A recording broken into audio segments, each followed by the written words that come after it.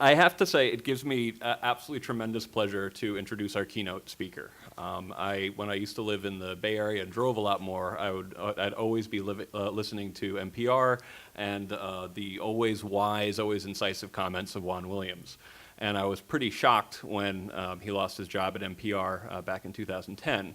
Juan is also the author of a book that I love, Eyes on the Prize. He's written about Thurgood Marshall. He's an incredibly accomplished speaker, writer, and researcher, and currently a political analyst at Fox News. I think his book, Muzzled, I relied on a great deal in my book, Unlearning Liberty, to talk about what we both think is an unfortunate state of discourse in the United States. So without further ado, please welcome Juan Williams.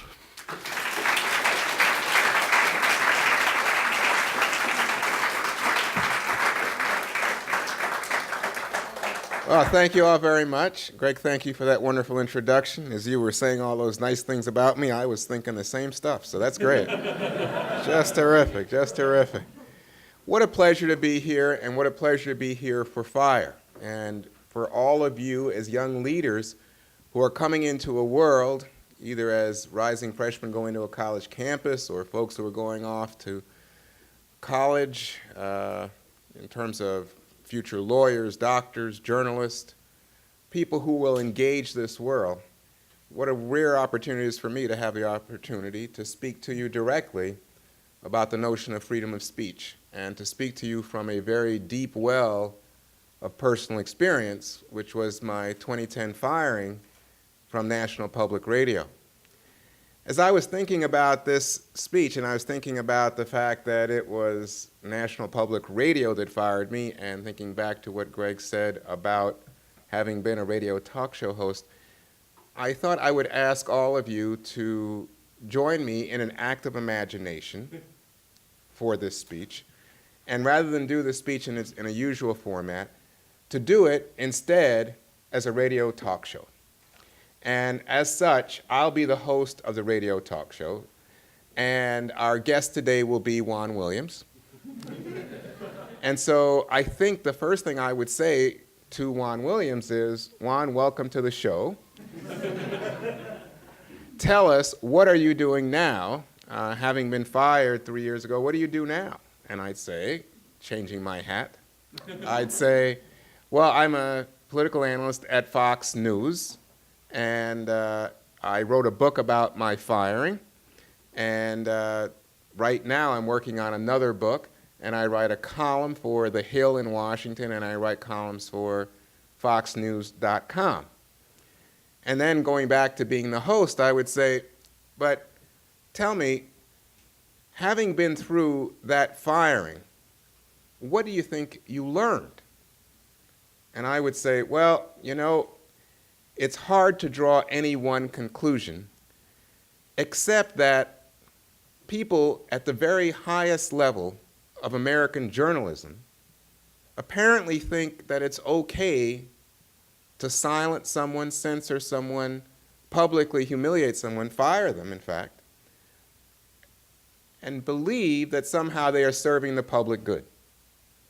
And that is really chilling in terms of the notion of First Amendment rights in our society.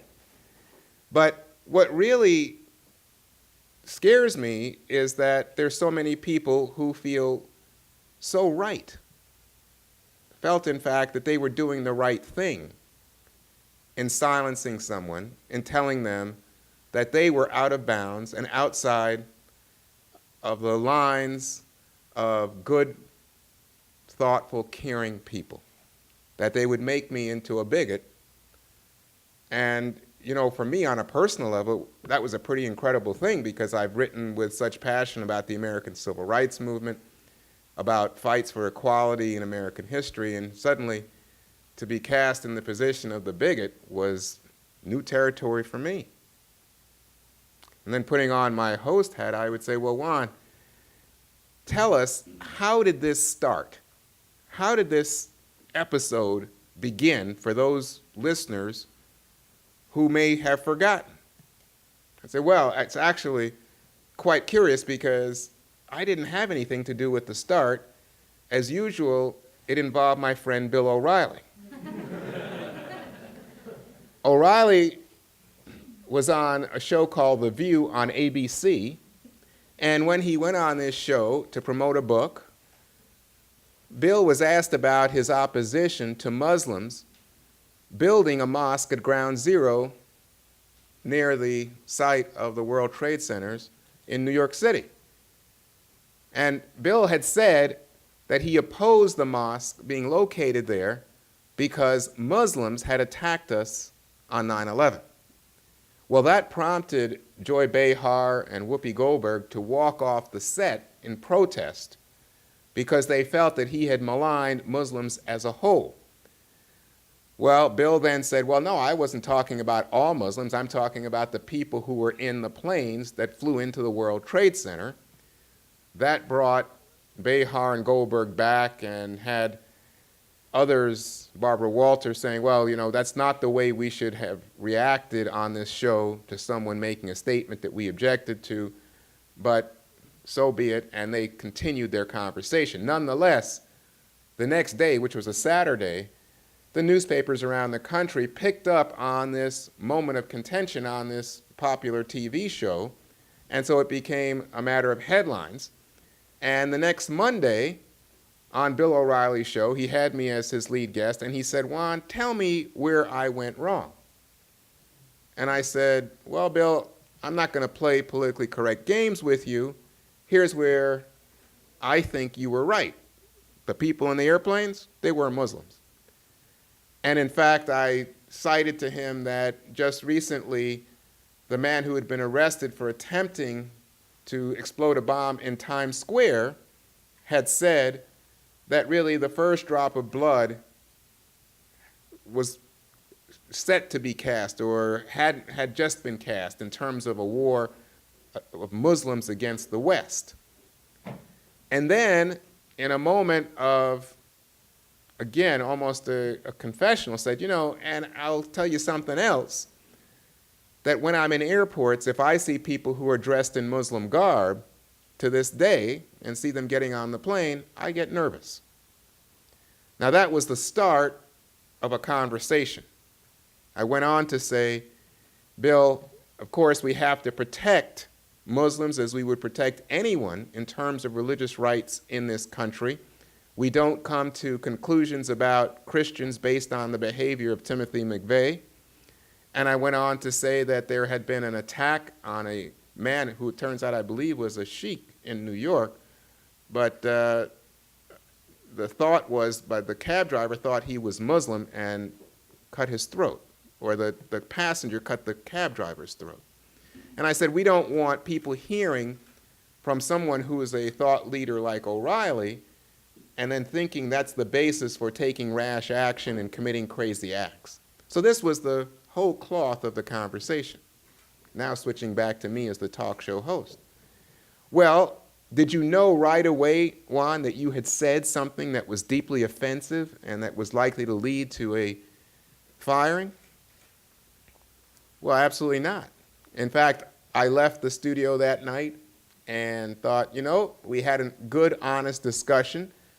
Oftentimes when you're in that kind of firing line with Bill O'Reilly and Mary Catherine Ham and those folks, especially from my position as cast there as the liberal, it can get pretty intense. You can quickly be labeled a pinhead in that environment and be mocked.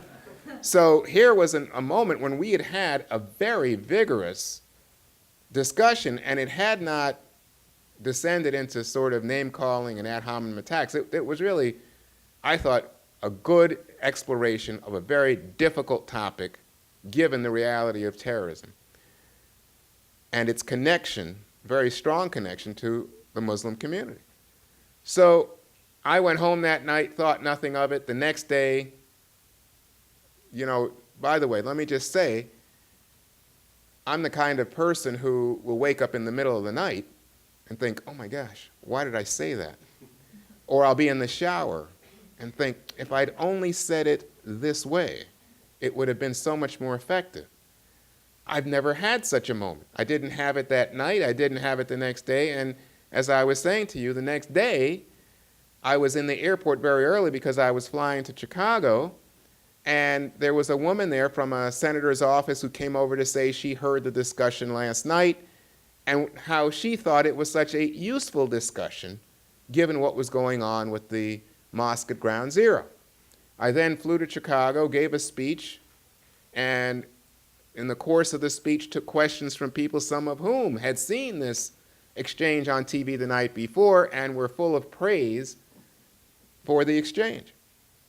And on the way back, I was in a rush to catch the plane, but stopped to get a slice of pizza, and a man came up to me and said, "You're Juan Williams. I saw you on TV last night, and I want to tell you a story." And I'm like, they're going to close the door on this airplane any second. And he says, no, let me just tell you this.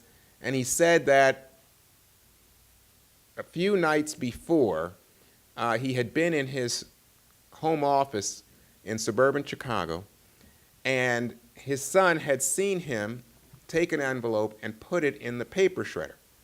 And the child, who was about 12, said, "Dad, you did that because it has Arabic writing on it, and you don't want the neighbors to know that we're Muslim."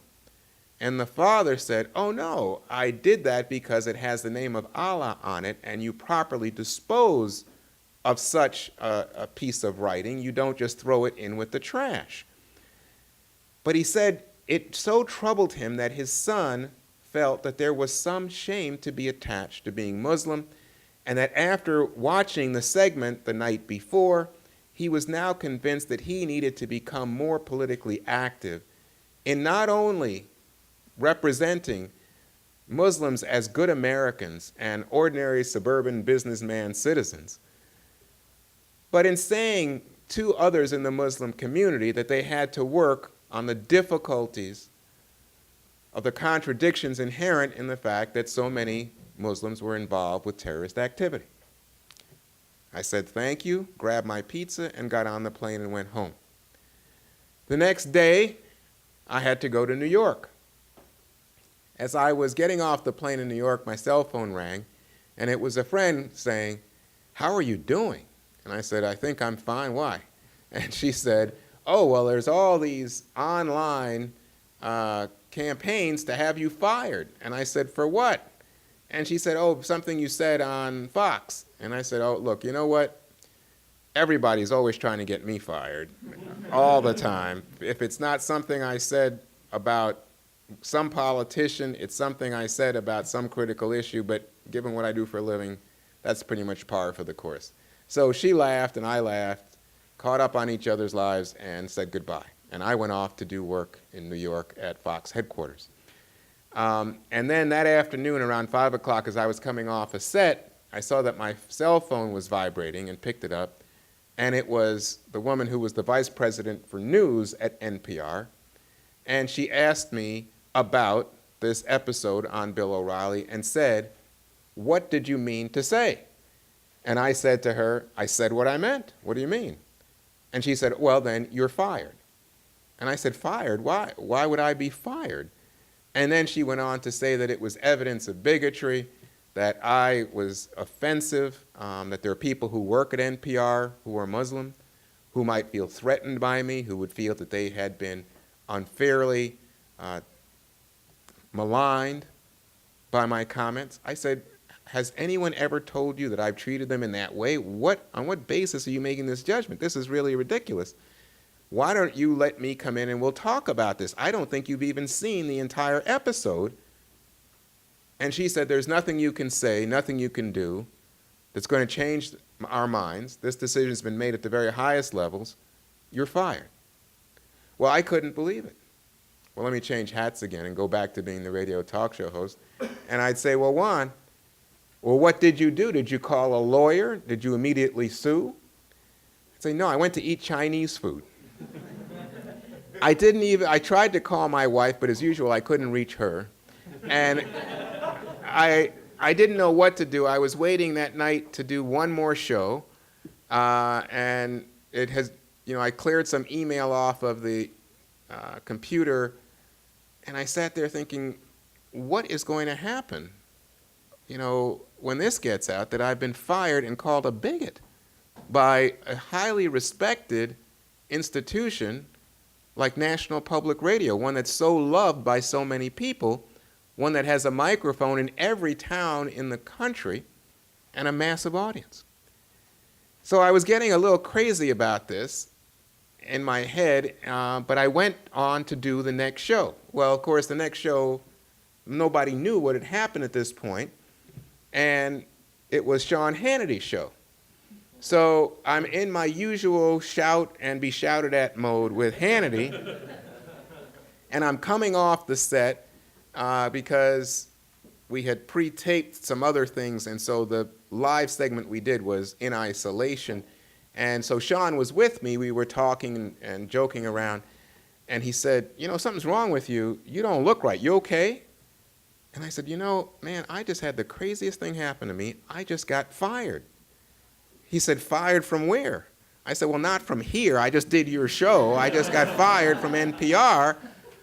And he said, for what? And I told him, and he said, come in here. And we went into an area where they do makeup, and there's some phones. And he said, now tell me what happened. And then he says, wait, I'm going to call somebody. I said, who are you going to call? And he said, I'm going to call Bill Shine. Bill Shine is the executive who's in charge of programming for Fox. And I said, no, you know, it's 10 o'clock at night. You're just going to wake this guy up. I don't need to anger anybody else at the moment. And he said, no. And he gets Shine's wife on the phone, and I can hear the wife saying, he's asleep. Why don't you leave him alone, Shine? And he said, no, I need to talk to him. And then there's Shine's voice on the phone. And then they hang up, and Sean says, don't say anything to anybody. Don't do anything. Shine wants to see you first thing in the morning. So I thought, oh, God, now what's this going to be? So I went back to the hotel, and as I was getting into the lobby of the hotel, my cell phone went nuts. It just started exploding. And it was at that moment I realized that the world knew what had happened, because it wouldn't stop ringing. And when I answered it, it was newspaper reporters, an Associated Press reporter followed by an ABC News reporter, saying that NPR had put out an announcement expressing pride in having fired me. So now I was totally going crazy. Could not sleep, had a sense that my career was over. So switching hats again. So Juan, what happened the next day? Well, I went in to Fox, and when I went in, I was going to do a morning show, Fox and Friends, and they had been told, don't discuss it. So we did the normal political segment that I was there to do, but all the hosts, everybody that I was encountering was saying, oh my God, what happened? What happened to you, and how did this happen, and what are you going to do? And I said, well, I really don't know. I'm supposed to go upstairs to see the executives in a little bit. But what was odd about this experience was that, you know, when you're in a media center like that, they've got monitors throughout the building where you can see all the TV channels, not just the cable channels, but the broadcast channels, and not just the broadcast channels for that locality, but around the country. And as I am walking around the building, I had this unnerving experience of seeing my face constantly on these monitors. And I realized this story is bigger than the personal pain of being fired. Something else is going on here. Well, Juan, what happened when you went up to the second floor? Well, when I went in to see the executives, it wasn't Bill Shine. Shine just said, come with me. Bill Shine, Michael Clemente, who's the executive in charge of news, walked with me into the office of the chairman of Fox News Channel, Roger Ailes. And as I walked in, Ailes was seated in a chair, and he looked up at me and says, well, we can't have you working here, can we? And I said, I hope this guy has a sense of humor. Because that was exactly my fear in my sleepless night. And he said, oh, sit down, just joking. And we started talking, and he said, you know, he was very interested in knowing how the left was going to respond to the idea that somebody would be told, you're not allowed to speak your mind. You're not allowed to tell people how you feel, that candor would not be allowed, that it was a firing offense. Well, Juan, you were made whole in that sense in that moment because Roger Ailes then gave you a bigger contract to stay at Fox.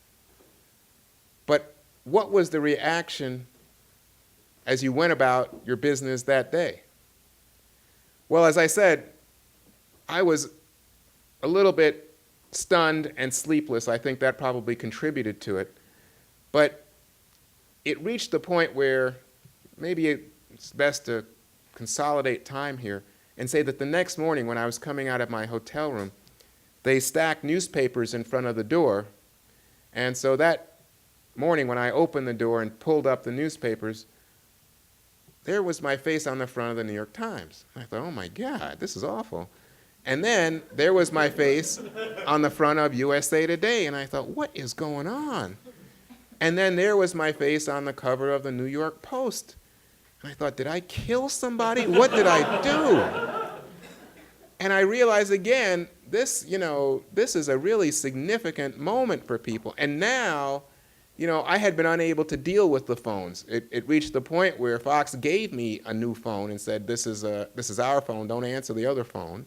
And it was just overwhelming. And when I spoke to my wife the next day, I never did reach her the previous night, she said to me, it's like you can't say anything in this country anymore. And I started to hear that from friends that, it's not just what happened at NPR and you're having touched a nerve.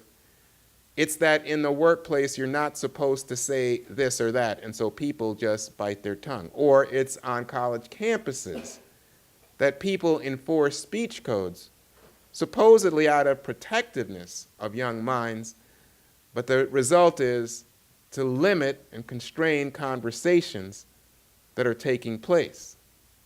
And then I would hear from people that even when it comes to political conversations about abortion, conversations about the national debt, conversations about immigration, that they felt limited, that they felt they shouldn't really speak out, shouldn't speak their minds because they risked offending somebody or risked being told that their comments were insensitive and therefore thought that it was best to simply remain silent.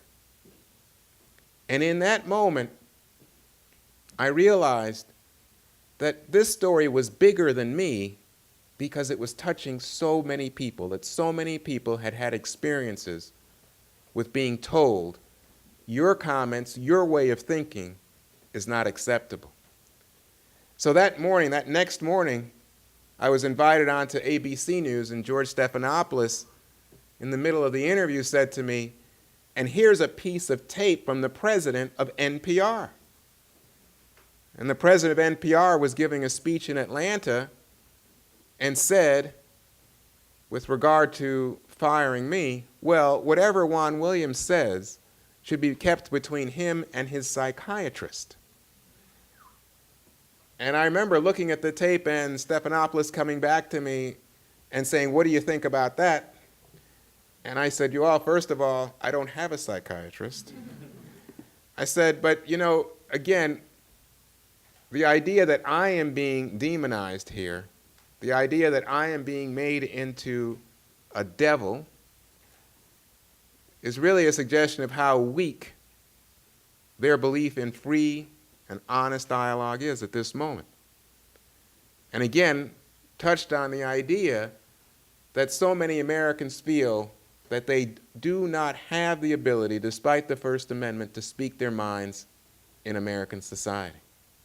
Well, Juan, that's been an amazing personal experience. Then you wrote a book about it. What was the response to the book? Well, I wrote Muzzled.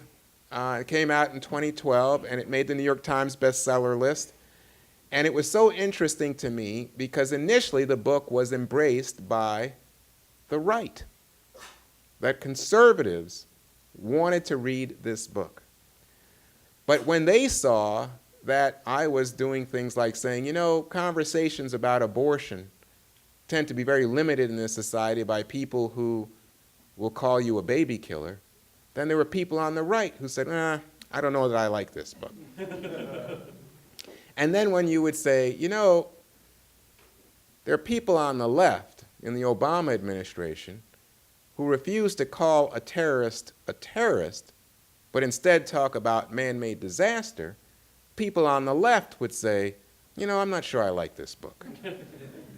And then if you were talking about the national debt and the idea that, you know what, of course there's going to have to be a combination of tax increases and spending cuts, there are people who would say, no, no, no, we don't like one side or the other of that conversation, and we find it offensive, and we find that it's somehow undermining our effort to champion one side or another in this debate.